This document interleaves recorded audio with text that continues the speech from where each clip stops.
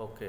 राधा मोहन फरसैया, सरस्वती विद्या मंदिर, inter college, Sirsaganj, विषय हिंदी, कक्षा एकादश, सूरदास के पद, उसमें भ्रमर गीत। बच्चों गुड मॉर्निंग। ऊधो मोहि ब्रज बिसरत नाही, हंस सुता की सुंदर कगरी, अर कुंजन की छाही। वह सुरभि वह बच्छ दोहनी, खनिक दुहावन जाही। ग्वाल वाल मिल करत कोलाहल, नाचत गही गही बाही। यह मथुरा कंचन की नगरी, मन मुक्ता हल जाही। जबै सुरत आवत वा सुख की, जिय उमगत तन नाही। अनगन भांत करी बहुलीला, जसदा नंद निवाही। सूरदास प्रभु रहे मौन है, यह कही कही पछताई। बच्चों इसमें जो कृष्ण भक्ति शाखा के मूर्धन्य कवि सूरदास हैं, उनकी रचना जो सूर सागर है, उसके भ्रमर गीत सार शीर्षक से ये लिया गया है। और इसमें जो उद्धव हैं वो गोपियों को ज्ञान और योग का संदेश देने के लिए गए थे, लेकिन वे स्वयं प्रेम और भक्ति के रंग में रंगकर मथुरा पहुँचे। उन्होंने कृष्ण को ब्रज की संपूर्ण स्थिति समझाई और माता यशोदा का समाचार दिया। इस पर श्री कृष्ण को ब्रज की याद बहुत सताने लगी और श्री कृष्ण उद्धव से कह रहे हैं कि उद्धव मोहि ब्रज बिसरत नाहि। हे उद्धव, मैं अनेक प्रकार से ब्रज को भुलाने की कोशिश करता हूँ, लेकिन मैं ब्रज की जो स्मृतियाँ हैं मेरे मन स्मृति पर, उनको मैं भुला नहीं पाता हूँ।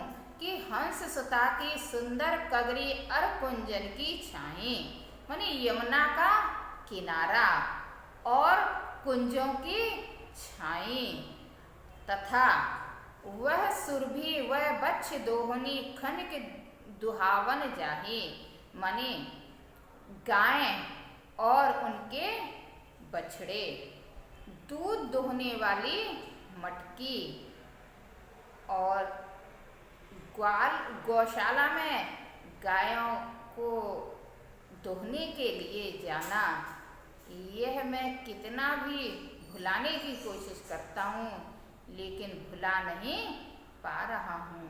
कि ग्वाल वाल मिल करत कोलाहल, नाचत गई गई बाही, माने जो ग्वाल वाल है ना, वो हम सब मिलकर खूब कोलाहल करते थे, शोरगुल करते थे और बाहों में बाहें डालकर नाचते थे। कि वह मथुरा कंचन की नगरी, मन मुक्ता हल जाही।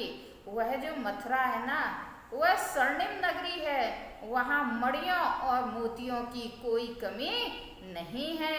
जब ही सुरत आवत वा सुख की, जिय उमगत तन नाही। जब मुझे ब्रज के सुखों की याद आती है तो जो मेरा हृदय है वह हृदय उमड़ने लगता है, अर्थात मैं बहुत व्याकुल होने लगता हूँ। अनगत भांत करी बहुलीला, यशदा नंद निवाही। मैंने ब्रज में रहकर अनेक प्रकार की क्रीड़ाओं को किया था। नंद और यशोदा मैया ने उन नटखट क्रीड़ाओं को सब प्रकार से सहन किया था। सूरदास प्रभु रहे मौन है, यह कह के पछताई। सूरदास कवि कह रहे हैं कि इतना कहकर श्री कृष्ण चुप हो गए और ब्रज को छोड़कर मथुरा चले जाने का उन्हें पछतावा उनके मन में रह गया है। वह जब उन्हें अपनी ब्रज की याद आती है तो वो अपनी सुध बुध सब भूल जाते हैं।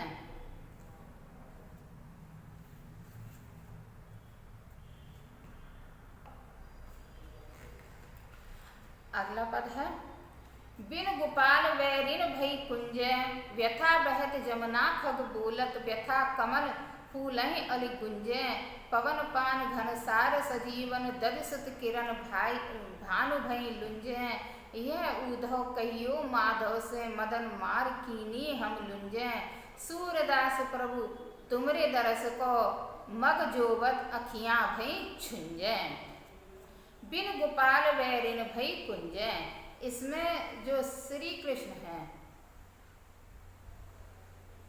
उनके संयोग अवस्था में जो सब चीजें थीं वो सब सुख प्रदान करने वाली थीं, और जब श्री कृष्ण चले गए हैं तो वही चीजें अब दुख प्रदान करने वाली हो गई हैं। इस पद में जो सूरदास जी हैं, इन संयोग में सब सुख और वियोग में सब वही चीजें दुख प्रदान करती हैं, इसका वर्णन कर रहे हैं कि बिन गोपाल बैरिन भई कुंजे। गोपियां कहती हैं कि श्री कृष्ण के संयोग में जो चीजें अच्छी लगती थी वह बिन गोपाल बिना गोपाल के अब वह सब चीजें हमारी शत्रु हो गई हैं। कि तब वह लता लगत अति शीतल, अब वही विषम ज्वार की पुंजे। तब वह लता लगत अति शीतल, माने जब श्री कृष्ण थे तो जो कुंजें थी ना वह वहाँ पर सब चीजें अच्छी लगती थी, लेकिन अब जो लता है ना, जो लताएं हैं वह श्री कृष्ण के रहने पर बहुत अच्छी लगती थी, शीतलता देती थी, किंतु अब वही विषम ज्वार की पुंजें, लेकिन अब श्री कृष्ण के विरह में वह सब भयंकर अग्नि की ज्वाला के समान हमको जलाने वाली हो गई हैं। व्यथा बहत जमुना खग बोलत, व्यथा कमल फूलहि अलि गुंजे।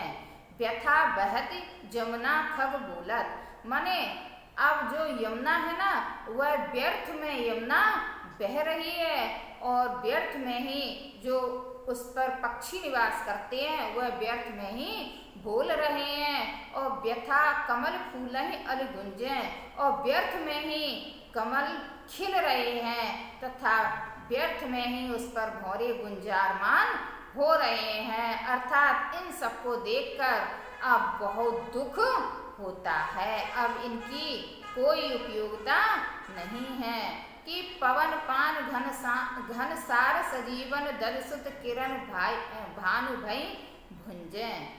माने श्री कृष्ण जी कह रहे हैं, गोपियां कह रही हैं कि वायु, जल, कपूर और संजीवनी बूटी, ये जो चीजें अत्यधिक शीतलता प्रदान करने वाली थी, कि हवा, जल, कपूर, संजीवनी बूटी और दधिसुत माने चंद्रमा की किरणें जो हमको शीतलता प्रदान करने वाली थी, ग्रीष्म ऋतु में बहुत ठंडक जो हमें प्रदान करती थी, लेकिन अब वह हमारे लिए सूर्य की किरण की अग्नि के समान हो गई हैं। कि यह उद्धव कहियो माधव सो, मदन मार कीनी हम लुंजे। हे उद्धव, गोपियां कह रही है, हे उद्धव तुम श्री कृष्ण से जाकर कह देना, क्या कह देना, कि मदन मार कीनी हम लुंजे, कि तुम्हारे विरह के कारण कामदेव ने मार मार कर हमारे अंग प्रत्यंग को शक्तिहीन कर दिया है, यानी अब हम अशक्त हो गए हैं, हम प्राणहीन हो गए हैं। सूरदास प्रभु तुमरे दरस को, मग जोवत अखियां भई छुंजे। सूरदास कवि कह रहे हैं, गोपियां कह रही हैं कि हे उद्धव, श्री कृष्ण का मार्ग देखते देखते जो हमारी आंखें हैं ना, वह आंखें जो गुंजा का फल होता है वह लाल रंग का होता है, तो उस गुंजा के फल के समान हमारी आंखें भी उनके विरह में रास्ता देखते देखते लाल पड़ गई हैं। हमारे हरिहारल की लकड़ी मन क्रम वचन नंद नंदन और यह दृढ़ करी पकड़ी, जागत सोबत स्वप्न दिवस निष्कान कान जकरी, सुनत जोग लागत है ऐसो ज्यों करुई ककरी, सुतो व्याधि हमको ले आई देखी सुनी ना करी, यह तो सूरत नहीं ले सौंपो जिनको मन चकरी।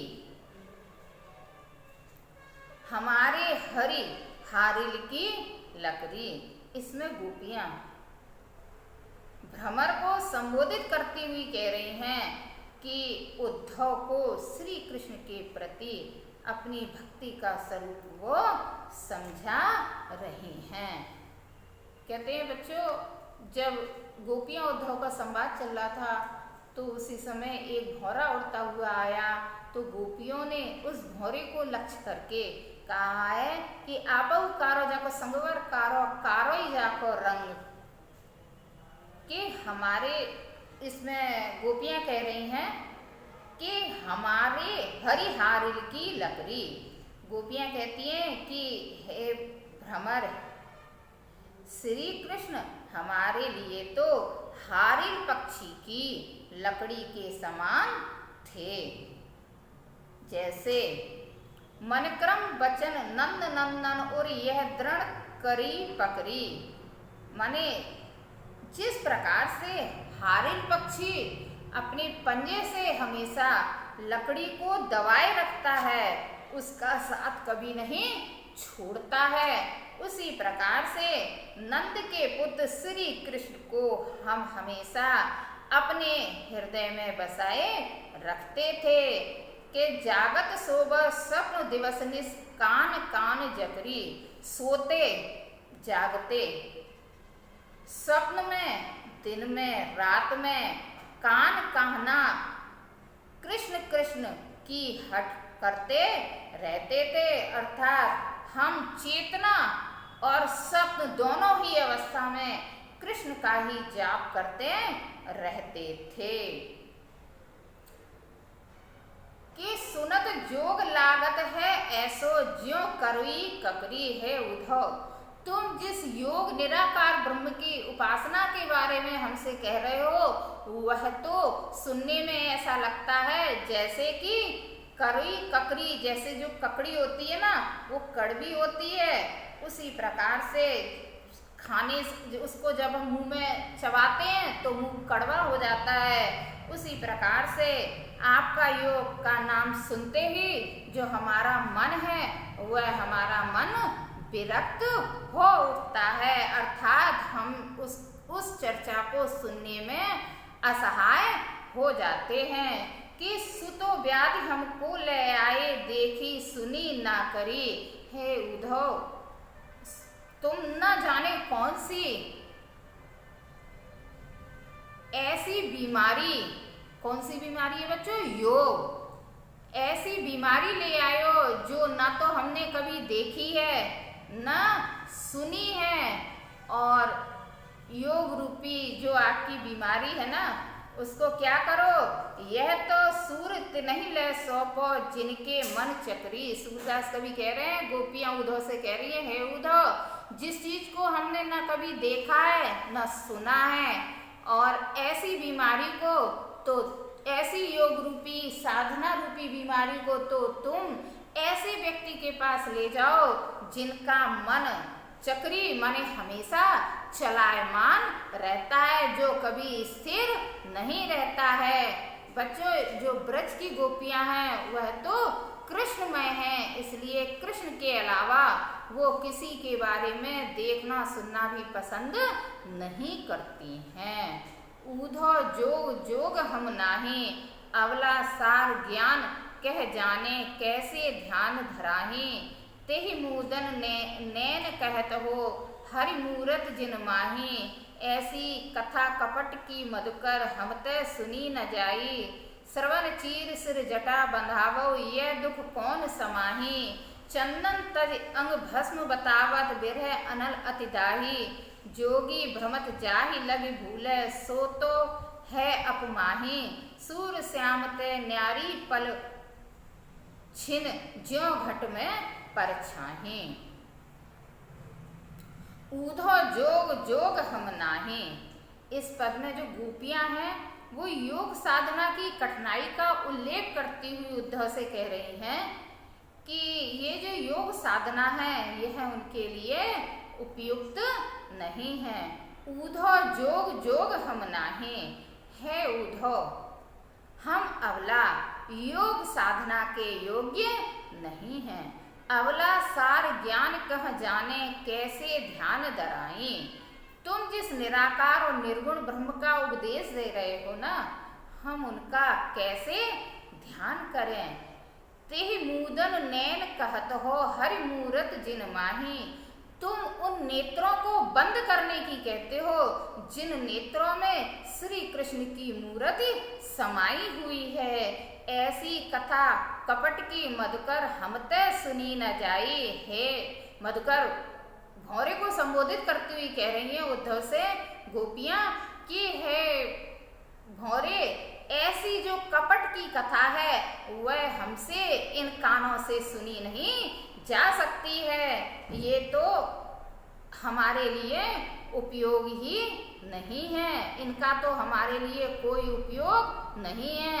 श्रवण चीर सिर जटा बंधावो यह दुख कौन समाई। तुम हमसे योग के समान हमसे कानों को चिरवाने और सिर पर जटा बांधने के लिए कहते हो।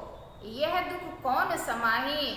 यह दुख हम कैसे सहन कर सकती हैं कि चंदन तज अंग भस्म बतावत बिरह अनल अति दाही। तुम चंदन को छोड़कर हमसे शरीर के अंगों पर भस्म लगाने की कहते हो, जिससे श्री कृष्ण की बिरह की जो तपन शक्ति है वह बिरह की व्यथा और अधिक बढ़ जाएगी। कि जोगी भ्रमत जाहि लग भूले सो तो है अपमाही। माने योगी जन जिस ब्रह्म को पाने के लिए आशा से भ्रमित हो रहे हैं, ब्रह्म तो हमारे भीतर निवास करता है। कि सूर श्याम ते न्यारी न पलछिन ज्यों घट में परछाई। सूरदास कवि कह रहे हैं कि गोपियां कहती हैं हे उद्धव, जिस प्रकार से शरीर की परछाई यानी छाया उससे कभी भी अलग नहीं होती है, उसी प्रकार से हम अपने आराध्य श्री कृष्ण से कभी भी अलग नहीं हो सकती हैं। बच्चों, इन सभी पदों में उद्धव की योग साधना को उन्होंने निरर्थक बताया है और वेदांत दर्शन की झलक है। वियोग श्रृंगार रस है, जो शब्द शक्ति है इसमें लक्षणा और व्यंजना है, गुण इसमें माधुर्य है तथा जो छंद है वह गेय पद है।